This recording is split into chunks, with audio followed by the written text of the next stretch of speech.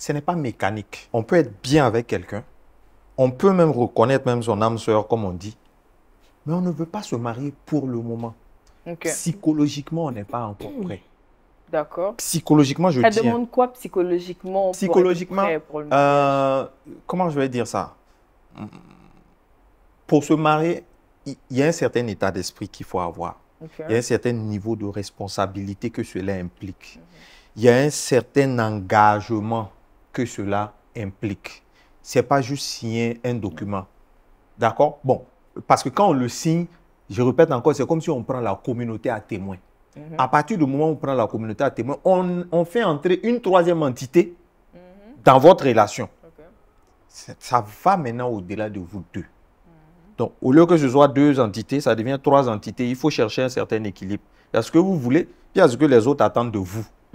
Ça devient quelque chose à gérer. Mais je ne vais même pas jusque-là. Vous pouvez vous aimer. Vous pouvez sortir ensemble pendant 2 ans, 3 ans. Souvent, il y a le débat de « on est ensemble, ça fait 4 ans. Pourquoi il ne me marie pas? Pourquoi il ne vient pas les histoires de cola, machin, machin, machin. » Ça ne veut pas dire qu'il ne t'aime pas. Il n'est pas encore prêt. Ça ne veut pas dire qu'il veut que tu partes. Mais psychologiquement, quand tu décides de te marier, il faut être prêt. Il y a des gens qui se marient, mais psychologiquement, ils ne sont pas prêts. Et après, ça aussi, ça a son lot de problèmes. Ça les rattrape. Le gars est là, il ne peut pas sortir quand il veut, il y a des choses qu'il ne peut plus faire. Il ne comprend pas que la chose implique un ensemble de choses. Pour lui, c'est juste, on a signé un papier, et puis voilà, c'est bon, on a régularisé. Mais si, on a régularisé notre situation de couple. Mais il y a autre chose que ça ne dit pas qu'il y a derrière. Non, mais ça supposerait que avant de franchir le pas du mariage, parce qu'elle a dit tantôt, la religion, par exemple, n'encourage pas, ou souvent même va jusqu'à interdire de vivre en concubinage. Il y en a qui le font, qui vivent sous le même toit, mais qui sont psychologiquement prêts à sauter le pas du mariage. Là, ça répond à quelle logique? Non. Moi, j'estime que, pour moi, il n'y a pas de concubinage. D'accord.